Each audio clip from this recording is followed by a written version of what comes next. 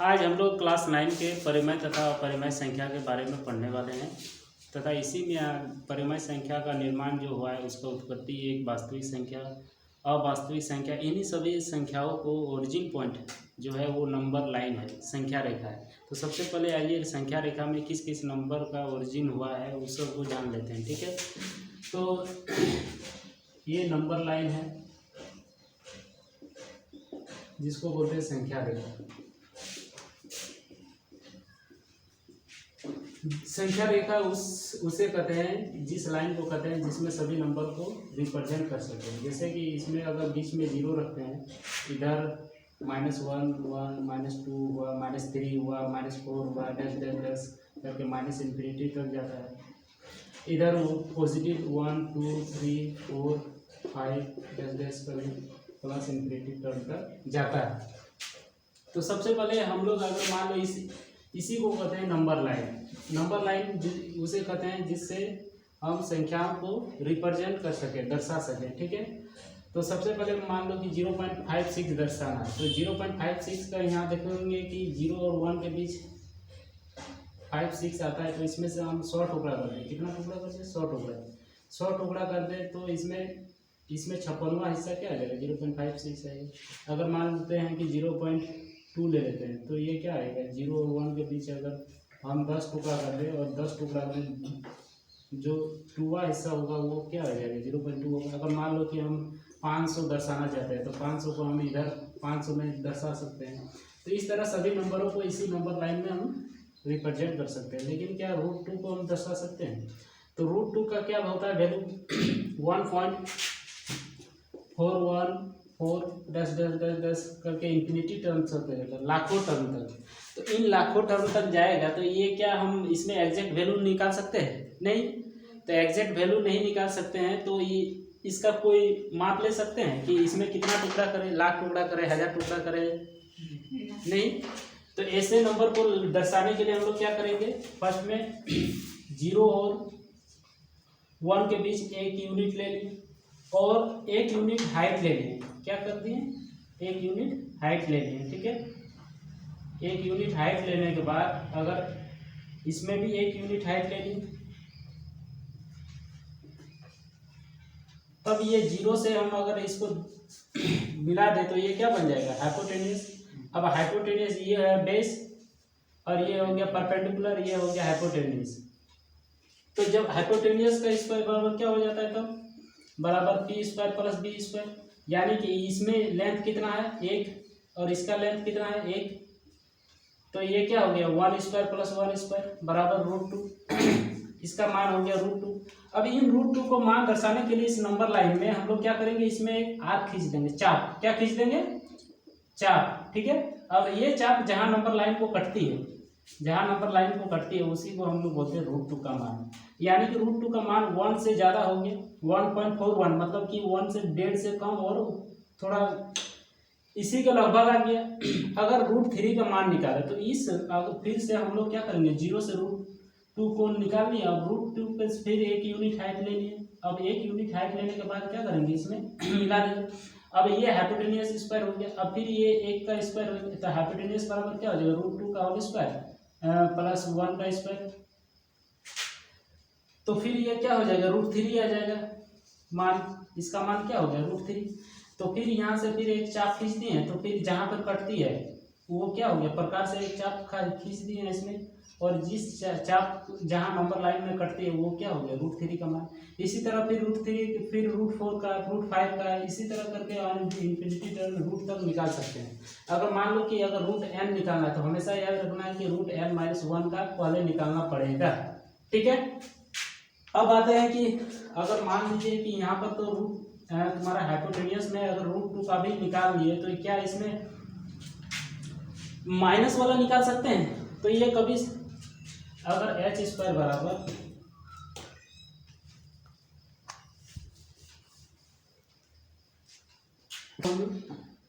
तो हम लोग देखें कि यहाँ पर कि इस नंबर लाइन में अगर 0 से 1 के बीच अगर ये हाइपोटेन्यूस मिला दिए तो ये क्या हो गया? एक यूनिट हाइट हुआ, एक यूनिट इधर हो गया, तो ये √2 का मान हुआ। तो हम लोग ये देखें कि हाइपोटेन्यूस स्क्वायर में हमेशा क्या बना, जो √2 का मान बना, ये क्या हो गया, p square plus b square.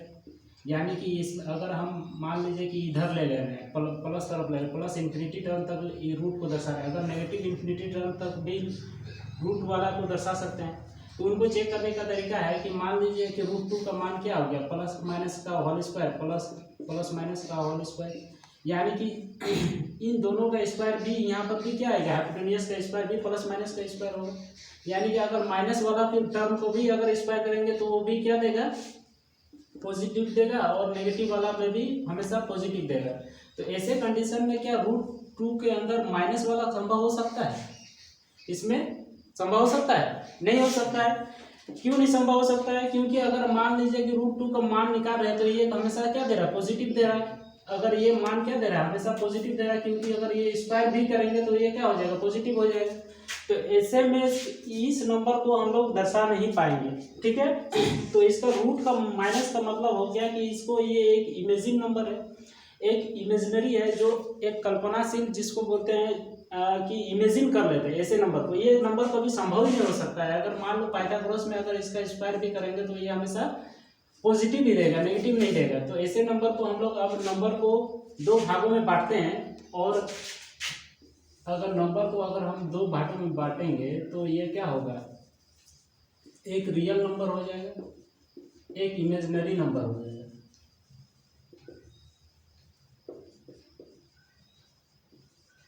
तो रियल नंबर उस वैसे नंबर को कहते हैं जिसमें नंबर लाइन में दर्शा सकते हैं। ऐसे नंबर हो गया जो नंबर लाइन में रिप्रेजेंट कर सके या दर्शा सके, ठीक है।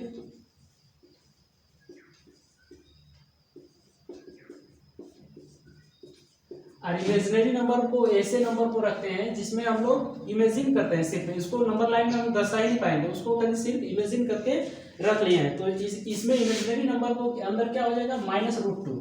तो -√2 का मतलब ये बना किससे है, माइनस स्क्वायर रूट -1 के से बना है। तो स्क्वायर रूट -1 का इसको क्या किससे सूचित करते हैं, आइटा से। किससे सूचित करते हैं, आइटा से।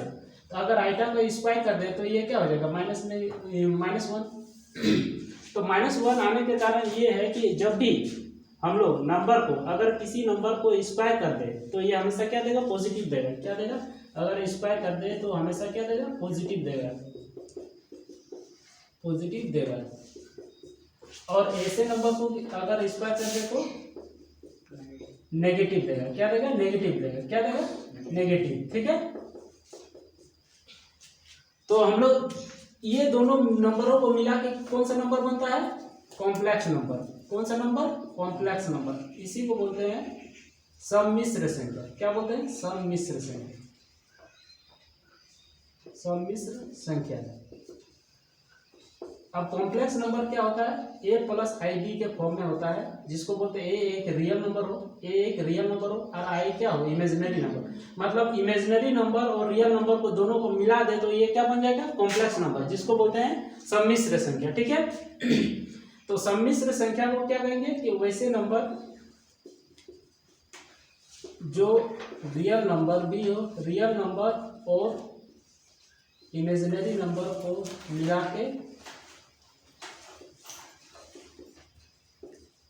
के बनाया जाता है।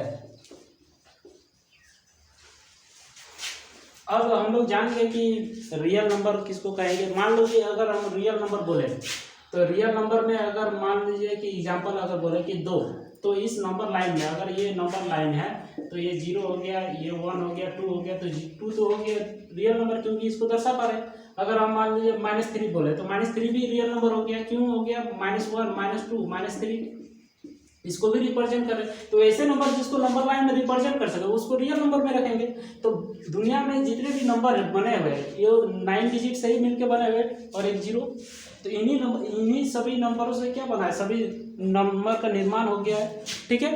तो अब अगर हम किसी भी नंबर को लेंगे, मान लो 22/7 ले लें, तो 22/7 को भी हम लोग क्या कर सकते हैं, इसमें नंबर में दर्शा सकते हैं। क्यों, अगर 22/7 का मतलब हो गया 3.14, यानी कि 3/4 के बीच क्या कर दे, अगर इनमें एग्जैक्ट वैल्यू मालूम नहीं हो रहा है लेकिन फिर भी हम लोग इसको दर्शा सकते हैं इनके बीच में। लेकिन क्या √3 को माइनस के अंदर को दर्शा पाएंगे? नहीं। तो ऐसे नंबर को क्या कहेंगे? Imaginary number. क्या कहेंगे? Imaginary number. अगर मान लो 22/7 हो गया, तुम्हारा 500 हो गया, 0 हो गया। 0 भी क्या है? रियल नंबर है, जिसको बोलते हैं वास्तविक संख्या। क्या बोलते हैं? वास्तविक संख्या। और इमेजिनरी नंबर को बोलते हैं अवास्तविक संख्या। अवास्तविक संख्या, ठीक है। तो हम लोग अभी देखें कि नंबर में 2 नंबर बनते हैं, एक रियल नंबर और एक imaginary number. Imaginary number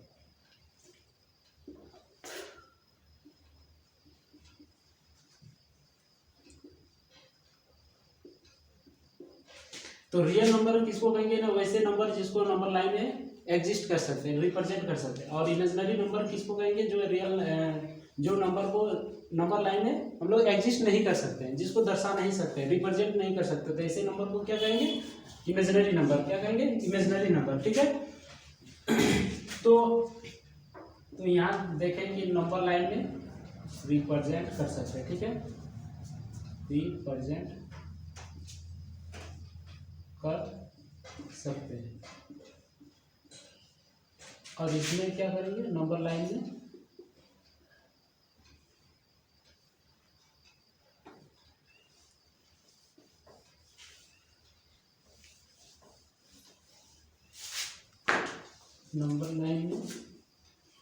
represent नहीं कर सकते। तो रियल नंबर और इमेजिनरी के बीच में आता है कॉम्प्लेक्स नंबर, ठीक है। और इन्हीं कॉम्प्लेक्स नंबर से हम लोग 11th क्लास में कॉम्प्लेक्स नंबर के बारे में पढ़ते हैं, ठीक है। तो सबसे पहले रियल नंबर का भी 2 पार्ट होता है। 2 पार्ट में से एक पढ़ना है रेशनल नंबर और एक हो जाता है इरेशनल नंबर, जिसको बोलते हैं हिंदी में परिमेय संख्या, और इरेशनल नंबर को बोलते हैं अपरिमेय संख्या।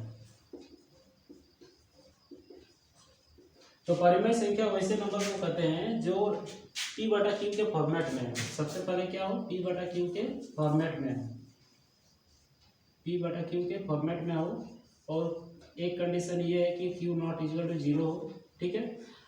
Q नॉट इक्वल टू 0 हो। और दूसरा और एक कंडीशन है कि इसमें P और Q क्या होना चाहिए? आर इंटीजर्स, पूर्णांक होना चाहिए। अब पूर्णांक का मतलब है, किसी को तो पूर्णांक का भी दिक्कत है, तो पूर्णांक वैसे नंबर को कहते हैं जो पूर्ण अंक हो। पूर्णांक का मतलब वही है, इंटीजर का मतलब वही है कि जो पूर्ण नंबर हो। जैसे कि अगर हम मान लें कि नंबर लाइन में तो 0 हो गया, पूर्ण इंटीजर हो गया, -1 हो गया, -2 हो गया, जो इस नंबर लाइन में लिखा जा सकता है उसी को बोलते हैं पूर्णांक, ठीक है, इंटीजर कहते हैं। अगर मान लो कि हम अगर 0.536 ये क्या पूर्ण रूप दे रहा है? ये नंबर लाइन में है नहीं। तो जो नंबर लाइन में है, जो पूर्ण रूप से अंक है, उसी को बोलते हैं पूर्णांक। अगर मान लो कि यहाँ 2 है तो 2 को पूर्णांक कहेंगे, 3 है तो 3 को पूर्णांक कहेंगे। क्या 0.1 को पूर्णांक कहेंगे? नहीं। 0.7 को पूर्णांक कहेंगे? नहीं। क्या √2 का मान अगर 1.414 है तो ये पूर्णांक है? नहीं। तो क्या होना चाहिए? P और Q आर इंटीजर्स। और इरेशनल नंबर वैसे नंबर को कहेंगे तो इसमें क्या कौन आ जाएगा? 0 आ जाएगा। 0 भी एक क्या है? रेशनल नंबर है, ठीक है। क्यों है? क्योंकि 0/1 लिख सकते हैं। अगर 2 ले लें तो 2 भी एक परिमेय संख्या है, 2/1 लिख सकते हैं, 3/7 लिख सकते हैं, 11/5 लिख सकते हैं, ठीक है। तुम्हारा 17/19 लिख सकते हैं, 22/7 लिख सकते हैं। और इरेशनल नंबर वैसे नंबर को कहेंगे जो क्या हो? Q naught Q equal to 0 होने से ये अपरिमेय संख्या कहलाता है? नहीं। अगर मान लो कि अगर 5/0 है तो ये तो इसको बोलेंगे सर क्या P/Q तो एक फॉर्मेट में है, तो Q नॉट इक्वल टू 0 है तो ये परिमेय संख्या तो है नहीं। तो परिमेय संख्या नहीं है तो क्या अपरिमेय संख्या कहेंगे? ऐसे नंबर को क्या कहेंगे? अनडिफाइंड, ठीक है। अनडिफाइंड क्या होता है? ना तो रियल होता है और ना ही इमेजनरी, मतलब ये किसी नंबर में नहीं, पार्ट में नहीं आता, इसको अपरिभाषित करते हैं, जिसको हम लोग परिभाषित ही नहीं कर सकते हैं। ठीक है, तो अपरिमेय संख्या वैसे नंबर को कहेंगे जिसमें एग्जैक्ट में वो क्या हो, डिफिनेशन नहीं है। अपरिमेय संख्या का एग्जैक्ट कोई डिफिनेशन है नहीं। अगर इसको छोड़ के बाकी सब जो रेशनल नंबर में है, वो रेशनल नंबर में जो नहीं आता उसी को अपरिमेय संख्या कर सकते हैं। जैसे कि अगर इसका अगर जो परफेक्ट क्यूब, परफेक्ट स्क्वायर और परफेक्ट क्यूब में नहीं आता उसी को अपरिमेय संख्या में रख देंगे। जैसे कि अगर √2 को बोले तो √2 का मान एग्जैक्ट नहीं निकलता, 1.41 तुम्हारा जाते रहेगा लाखों इन्फिनिटी टर्म तक। ये किस में आ जाएगा, ये फिर आ जाएगा अपरिमेय संख्या में। किसमें आ जाएगा, अपरिमेय संख्या में। ठीक है, तो इसमें हम लोग एग्जैक्ट वैल्यू माप नहीं निकाल पाते, वैसे नंबर को किस में रखते हैं, अपरिमेय संख्या। अगर ये, तो इसको लिख सकते हैं ऐसे कि अगर जिसका परफेक्ट स्क्वायर नहीं निकलता हो, परफेक्ट क्यूब नहीं निकलता हो। परफेक्ट क्यूब का मतलब है, परफेक्ट स्क्वायर का मतलब है कि √4 हो गया, √9 हो गया, √16 हो गया, इन सभी को छोड़ के बाकी जो आएगा वो उसमें किस में आएगा, परफेक्ट स्क्वायर में नहीं आना है। जैसे रूट हो गया, 2 हो गया, √3 हो गया, √5 हो गया, √7 हो गया। तो ऐसे नंबर को अगर क्यूब में बोले तो क्यूब √2, क्यूब √3। ठीक है, तो ऐसे नंबर को जिसमें क्यूब, परफेक्ट क्यूब नहीं होगा। परफेक्ट क्यूब कौन होता है, जैसे कि 27 हो गया, तुम्हारा हो गया 16 हो गया परफेक्ट क्यूब में, 8 हो गया परफेक्ट क्यूब में। ठीक है, तो ऐसे में परफेक्ट क्यूब और परफेक्ट स्क्वायर को छोड़ देंगे तो परिमेय संख्या में ऐसे नंबर को रखेंगे जो नंबर लाइन में जैसे कि 2/1 हो गया, 3/7 हो गया, 22/7 हो गया, 11/5 हो गया, 17/19 हो गया। ऐसे नंबर जो p/q के फॉर्मेट में हो और p और q क्या हो, इंटीजर्स हो। ठीक है, और इंटीजर्स नहीं रहे तो ऐसे नंबर को हम लोग नहीं रखेंगे। ठीक है, अगर मान लो कि 0 पॉइंट में आ जाए तो पॉइंट वाले नंबर को इस पार्ट में रखते हैं, इसको इसमें किसको रखते हैं, डेसिमल में तुम्हारा अशांत तथा अनावर्ती दशमलव को इसमें रखते हैं। जैसे पाई का मान, जैसे तुम्हारा हो गया पाई का मान, अगर पाई का मान में अगर बोले तो 3.14, ये शांति ही नहीं है, ये dash dash dash dash dash dash करते चलते जा रहा है। तो इसमें इसको रखेंगे जैसे √2 का मान, 1.411, ये क्या कोई नंबर को ये रिपीट कर रहा है, नहीं कर रहा है, तो इसको बोलते हैं अनावर्ती। और ये अशांत है, अशांत का मतलब है कि ये शांत ही नहीं है, टर्मिनेटिंग नहीं है। तो ऐसे नंबर जो लगातार बढ़ते रह रहा है, लगातार बढ़ते रह रहा है, इन्फिनिटी टर्म तक जाते रह रहा है, आज तक कभी इसका कोई मान एग्जैक्ट नहीं निकल पाया। ठीक है, तो अगर हम लोग दशमलव को देखेंगे तो दशमलव को हम लोग 3 पार्ट में बांटते हैं, डेसिमल। एक होता है तुम्हारा टर्मिनेटिंग, जिसको बोलते हैं शांत दशमलव। एक होता है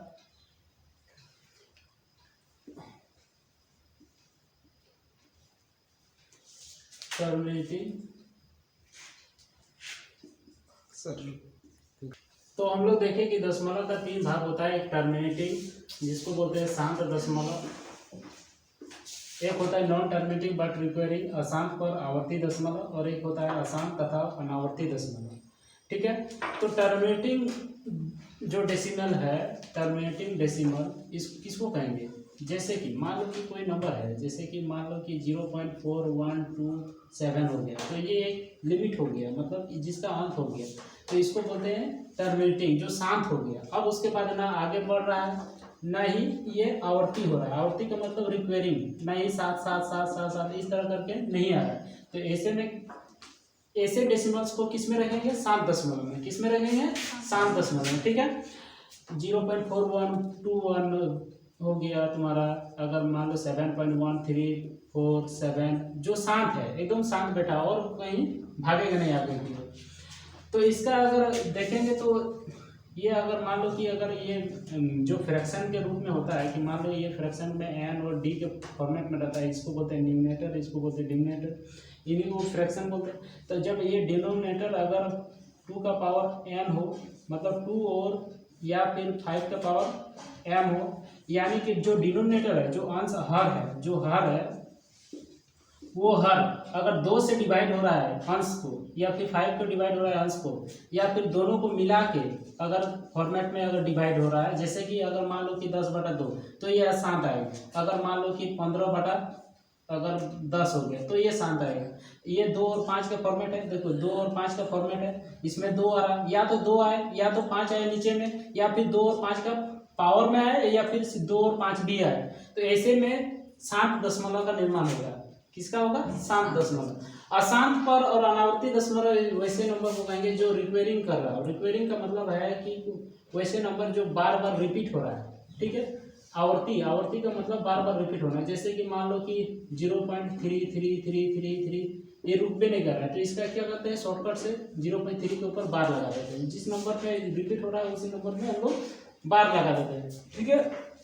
अगर 0.555555 बढ़ते जा रहा है 55, तो इसको क्या लिख सकते हैं 0.5। तो अगर 2 और 5 के अलावा अगर न्यूमरेटर और डिनोमिनेटर में अगर डिनोमिनेटर 2 और 5 के अलावा 2 और 5 के अलावा ऐसे सभी नंबर क्या बनाएंगे, रिक्वेरिंग बनाएंगे। अगर मान लो कि अगर 10/3 कर दें तो ये भी रिक्वेरिंग बनाएंगे। फिर अगर 10/6 लिख दें, या फिर हो गया तुम्हारा 7 हो गया, मतलब डिनोमिनेटर में अगर 3 रहे, 6 रहे, 7 रहे, 9 रहे, तो ऐसे में क्या बनेगा, ऐसे नंबर में रिक्वेरिंग वाला बन जाएगा, ठीक है, जिसको बोलते हैं अशांत पर आवर्ती। ये शांत भी बैठा हुआ नहीं है, बढ़ते जा रहा है, तो इसको बोलते हैं अशांत। और आवर्ती का मतलब है कि बार बार बार बार बार रिपीट हो रहा है, रिक्वेरिंग हो रहा है, इसी को बोलते हैं अशांत पर आवर्ती दशमलव, ठीक है। इसको भी P/Q के फॉर्मेट में लिख सकते हैं, ठीक है। और अब आ गया अशांत तथा अनावर्ती दशमलव। ऐसे नंबर को ये ना तो ये शांत बैठता है और ना ही और ये अनावर्ती दशमलव है, मतलब कि ये रुकता ही नहीं। जैसे √2 का मान अगर बोले तो 1.41444 ये बढ़ते जा रहा है, ये रुक ही नहीं रहा है, ये लाखों इन्फिनिटी टर्म तक जाते रहे। लेकिन 0.5 के ऊपर बार, 0.3 के ऊपर बार, इसका मतलब इसको लिख सकते हैं 3/9। और 3/9 को हम लोग दर्शा लेते हैं नंबर लाइन में। और √2 का मान हो गया तुम्हारा इरेस, जो P/Q के फॉर्मेट में क्या हो नहीं हो, इसी को बोलते हैं अशांत तथा अनावर्ती दशमलव, ठीक है। इसमें अगला हम लोग क्या रखते हैं, इरेशनल नंबर को रखते हैं। क्या रखते हैं, इरेशनल नंबर। जितने भी इरेशनल नंबर जितने भी इरेशनल नंबर है उसको क्या किसमें रखेंगे, अशांत तथा अनावर्ती दशमलव। इसमें रखते हैं परिमेय संख्या।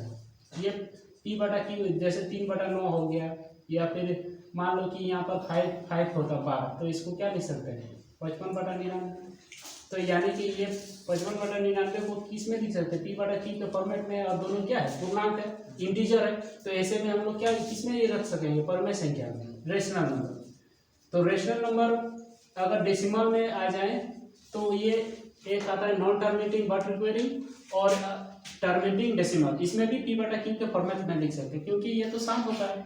जैसे कि P/Q के फॉर्मेट में, जैसे मान लो कि 2/5 हो गया, तो ये एक क्या आएगा, इसको 5 से भाग देंगे तो ये आ जाएगा तुम्हारा 0.4, यानी कि ये 0.4 क्या है, टर्मिनेटिंग डेसिमल है। इसको हम लोग ये जो 2/5 है, ये दोनों क्या है, इंटीजर्स है, P/Q के फॉर्मेट में है, तो ऐसे में हम लोग क्या लिख सकते हैं, टर्मिनेटिंग डेसिमल, ठीक है।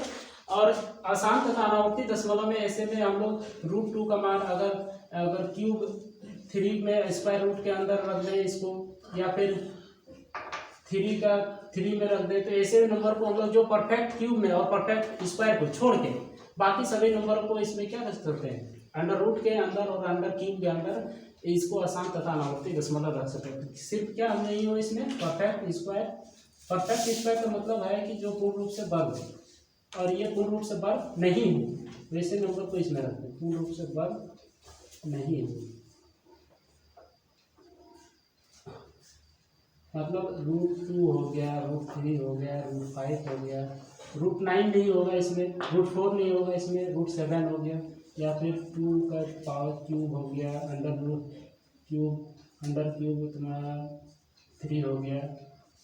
इस तरह का नंबर को तो रख सकते हैं, ठीक है। तो परिमेय संख्या हम लोग देखें अभी की परिमेय संख्या को, कि हम लोग परिमेय संख्या को देखें कि जो P बटा Q के फॉर्मेट में हो और Q नॉट इक्वल टू 0 हो और P और Q क्या हो, इंटीजर के रूप में हो, ठीक है, इंटीजर के रूप में हो। तो इन्हीं परिमेय संख्या को हम लोग अब क्या करेंगे, पार्ट वाइज बांट देंगे। क्या करेंगे, पार्ट वाइज बांट देंगे। तो इन्हीं परिमेय संख्या से क्या बनता है, एक बनता है इंटीजर जिसको बोलते हैं पूर्णांक,